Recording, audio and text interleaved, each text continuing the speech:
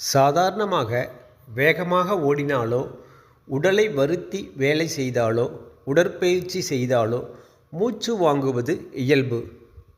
ஆனால் இயல்பை தாண்டி ஒருவருக்கு சாதாரணமாக நடந்தாலோ வேலை செய்தாலோ மூச்சு வாங்குவது என்றால் ஆரோக்கியத்திற்கு தீங்கை விளைவிக்கும் என அர்த்தம். மூச்சு வாங்குவது அல்லது மூச்சு இரைப்பு என்றால் என்ன? மூச்சு இரைப்பு என்பது எண்ணற்ற காரணங்களால் உண்டாகும் பிரச்சனையாகும். நம் உடல் சுவாசிக்க போதுமான காற்று கிடைக்காத போது மூச்சு இரைப்பு ஏற்படுகிறது. இது போன்ற சமயம் நாம் வேகமாகவும் ஆழமாகவும் மூச்சு இழுத்து விடுகிறோம். சாதாரணமாக உடற்பயிற்சி செய்யும் சமயத்தில் படிக்கட்டுகளில் ஏறும்போது அல்லது சமமான தரையில் நடக்கும்போது கூட மூச்சு இரைப்பு ஏற்படும். இதனால் ஒருவரது இயல்பான வாழ்க்கை முறையில் பாதிப்பு ஏற்படுகின்றன.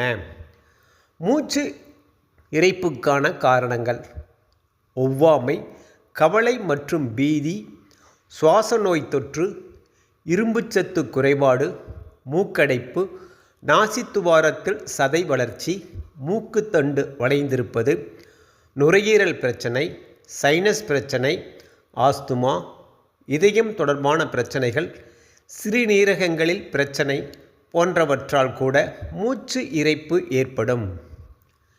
இரவு முழுவதும் உறங்காமல் இருப்பது, அதிக வெயில் போன்ற காரணங்களால் மூச்சு இரைப்பு ஏற்பட்டால் அது குறித்து கவலைப்பட தேவையில்லை.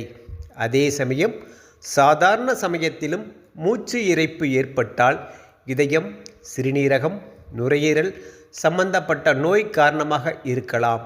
உரிய சிகிச்சை எடுத்துக்கொள்ள வேண்டும். மாடிப்படி ஏறினால் மூச்சு வாங்குவது நல்லது.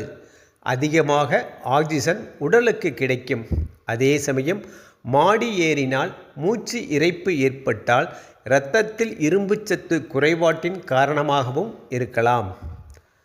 நடந்தால் மூச்சு இரைப்பு ஏற்படாமல் இருக்க தகுந்த சிகிச்சை எடுக்கலாம். தினமும் லிங்க முத்திரை செய்து பெற உடலில் ஆக்சிஜன் அளவு அதிகரிக்கும். நாள்பட்ட நோய்கள் தீரும். மூச்சுக்குழாய் அழற்சி நீங்கும். மற்றும் சத்தான உணவுகளை எடுத்துக்கொள்ள வேண்டும். உடலில் கழிவுகள் தேங்காமல் பார்த்து கொள்ள வேண்டும். இதுவரை மூச்சு இரைப்புக்கான காரணம் பற்றி தெரிந்து கொண்டோம். மூச்சு இரைப்பு ஏற்படாமல் இருக்க தகுந்த முன்னெச்சரிக்கையை எடுத்து நலமுடன் வாழ்வோம். தொடர்ந்து எமது பயனுள்ள பதிவுகளுக்கு ஆதரவு தரும் தங்களுக்கும் தங்களின் நண்பர்களுக்கும் நல்வாழ்த்துக்கள். சப்ஸ்கிரைப் செய்யுங்கள். தங்களின் நண்பர்களுக்கு ஷேர் செய்யுங்கள். எமது பிற பயனுள்ள பதிவுகளை பார்த்து தங்களின் கருத்துக்களை பதிவிடுங்கள். நன்றி, வணக்கம், வாழ்க நலமுடன்.